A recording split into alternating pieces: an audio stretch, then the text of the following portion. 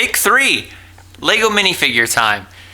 So I actually did this project months ago, but due to me and work, just now getting around to posting this video. So we basically did the same thing that we did with our first Lego minifigure. Assembly was crazy because I'm a grown man and I haven't played with Legos since I was maybe 12 or 13 years old. And this one was a little bit more intricate, just like my last previous Lego minifigure that I built.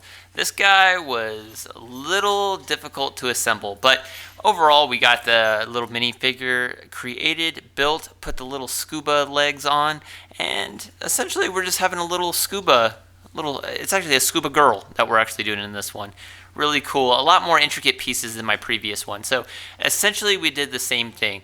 Got a tannin that I used, got that sanded down the way I wanted it to, super glued the bottom of her, and filled her up full of resin. And this part went really cool. I actually haven't noticed for the first time, but her little visor came up a little bit. And unfortunately, very much similar to my first Lego minifig that I did, for some reason it warped in the pressure pot and created this like weird, awkward, bubbling adhesion to the actual cup itself.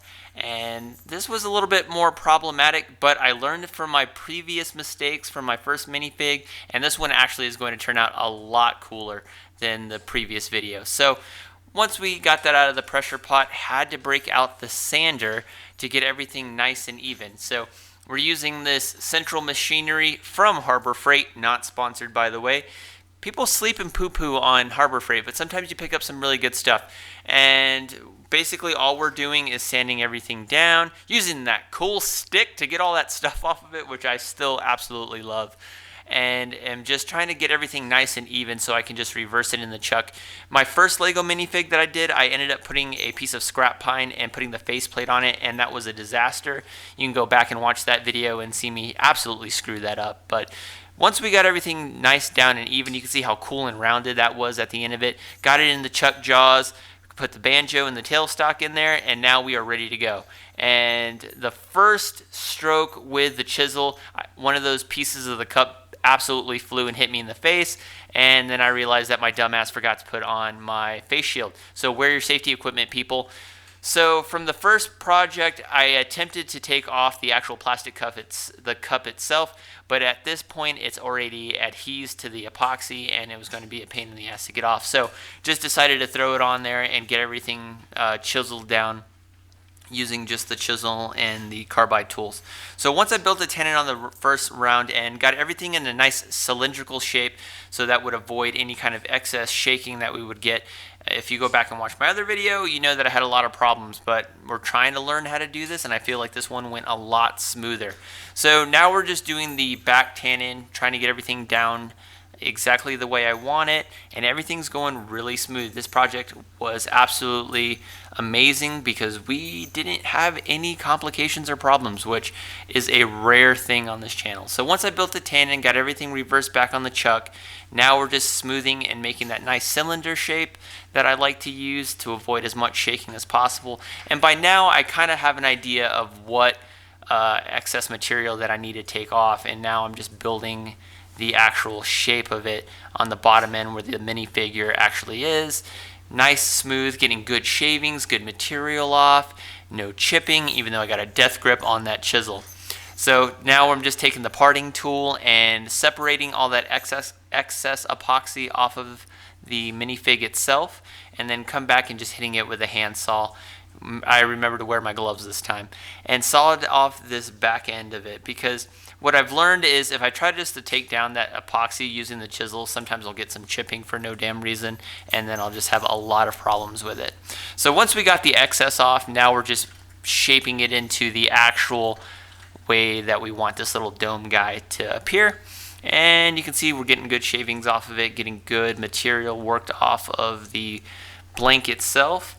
And I'm almost ready to hit it with the round carbide tool, but I've realized that, hey, use the chisel to get as much material off, and then use the carbide tool for the finer, delicate portions of it. As you can see here, once I got it kind of into the dome shape, then I hit it with the carbide tool, which was really good, because sometimes I'll just get too aggressive with the carbide and then I'll get a lot of chipping and it'll just be horrible.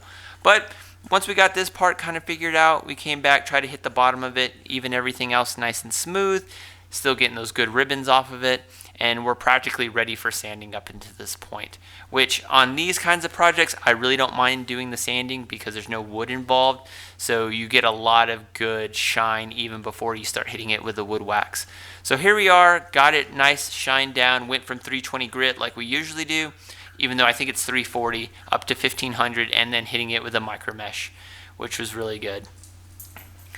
So here we just got everything nice and polished, everything's nice and even.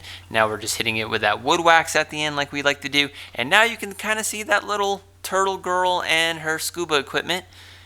I guess she's snorkeling, she's not really scuba because she doesn't have a scuba tank, but overall we're still, diving in the ocean, which is really cool. So we got everything nice and polished, everything looks real nice and clean, real crystal clear type of presentation, and it looks absolutely gorgeous. Just beautiful epoxy, and this was a late night project, so I wasn't able to get out in the sun like the thumbnail, but you can see everything we did there. Looks absolutely amazing. Had a lot of fun making this project, and you can see the little bubbles in it too. Looks really freaking good. So hope you guys enjoyed the project. Don't forget to subscribe, and we'll be doing a lot more of these little minifigs in the future. So I'll catch you guys in the next project. Alright, so project is done. This one went a lot smoother than our previous minifig. So a couple of videos back I did another minifig, and I actually had created this mold at the same time that I did that particular minifig as well. But the execution this time was just so much better. This thing came out amazing. I might just start cranking these things out. I don't know. Hold on. Let me try to polish it up. You can see all the dirt and dust on it, but that just comes out cool. And I think I'm going to start doing these to the point where I start giving them away to some of my subscribers. Just as a fun giveaway, just to, as the channel starts growing a little bit more, start interacting with you guys a lot more. So man, this thing turned out good, and it's so cool. Look at that little guy, or little gal, little turtle. But anyway, so execution a lot better, getting a lot better at this. So we're gonna start doing these a lot more in the future, and I had a lot of fun doing them. They're quick, easy projects, and just a lot of technique, and just honing your skills. So hope you like it. Don't forget to subscribe, and I'll see you guys in the next project. All right, bye.